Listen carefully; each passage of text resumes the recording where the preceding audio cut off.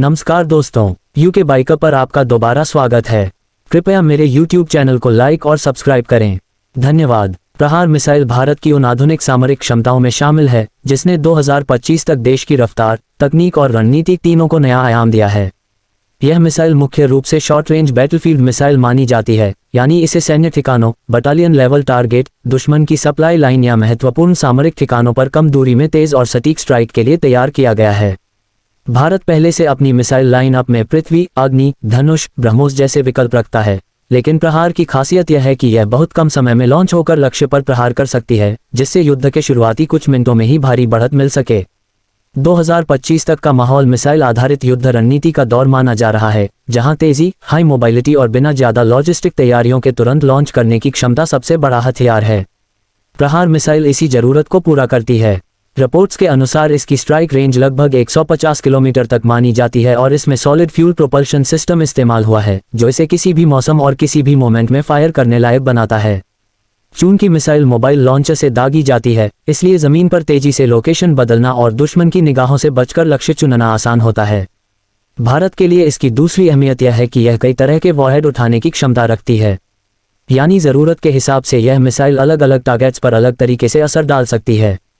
कई अनुशासन विशेषज्ञ इसे पृथ्वी सीरीज का आधुनिक और ज्यादा रिस्पॉन्सिव वर्जन भी कहते हैं, क्योंकि प्रहार की तैयारी का वक्त कम है, मार की रफ्तार ज्यादा है और मारक सटीकता बैटलफील्ड में टैक्टिकल जीत दिलाने के लिए काफी प्रभावी है। 2025 में भारत की नई डिफेंस थिंकिंग का एक बड़ा केंद्र क्विक रिएक्शन वेपन सिस्टम्स हैं। कल्पना कीजिए कि युद्ध क्षेत्र में अचानक स्थिति बदलती है, दुश्मन ने आर्टिलरी एक्टिवेट की या ड्रोन स्वॉर्म डिप्लॉय किए या बॉर्डर लेवल इंफ्रास्ट्रक्चर पर हमला किया। ऐसे में लंबी तैयारी वाली मिसाइलें देरी करा सकती हैं, पर प्रहार जैसी मिसाइलें तुरंत जवाब देने में सक्षम हैं। इसी कारण इसे गैप फिलर कैपेबिलिटी कहा जाता है, जहां लंबी रेंज की रणनीतिक मिसाइल और सामान्य आर्टिलरी सिस्टम के बीच एक तेज हथियार चाहिए। 2025 तक Bharat missile technology control regime और इंडिजिनस डिफेंस मैन्युफैक्चरिंग पर बहुत फोकस कर रहा है, यानी स्वदेशी तकनीक, स्वदेशी प्रोडक्शन और लंबे समय तक टिकाऊ सप्लाई। प्रहार इसी दिशा की मिसाल बन चुकी है। इसके हर विकास चरण में भारतीय वैज्ञानिकों, इंजीनियरों और सामरिक योजनाकारों ने बैटलफील्ड डेटा को शामिल किया है, ताकि यह सिर्फ प्रदर्शन करने वाली मिसाइल न बने बल्कि जमीनी हकीकत में प्रभाव डाल सके। इसके अलावा प्रहार मिसाइल आधुनिक डिजिटल गाइडेंस और उच्च स्तरीय नेविगेशन तकनीक से लैस है, जो जीपीएस डिनाइड वातावरण में भी लक्ष्य साधने का प्रयास कर सकती है।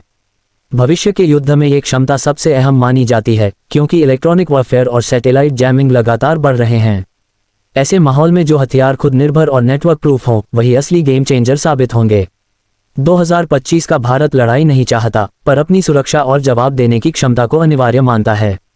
प्रहार मिसाइल इस मानसिकता को दर्शाती है, रक्षा का हथियार, निरोध का संदेश और आधुनिक युद्ध कौशल का उदाहरण। ये भारत को न केवल सीमाई सुरक्षा देता है, बल्कि आसपास के क्षेत्र में स्थिरता का भरोसा भी बढ़ाता है, क्योंकि किसी भी संभावित हमले को पलटने की क्षमता ही शांति का सबसे मजबूत आधार मानी जाती है। एक युवा दर्शक के लिए यह समझना महत्वपूर्ण है कि मिसाइलें सिर्फ युद्ध की चीज नहीं, बल्कि रणनीतिक संतुलन और सुरक्षा तैयारियों का हिस्सा होती हैं। भारत जिस तेज बदलती दुनिया का सामना कर रहा है, उसमें प्रहार मिसाइल 2025 का संदेश है: तैयारी, तकनीक और तेज प्रतिक्रिया। यही भविष्य की रक्षा सोच है, छोटी रेंज में बड़ा असर, कम समय में बड़ा जवाब और आधुनिक युद्ध में निर्णायक बढ़त।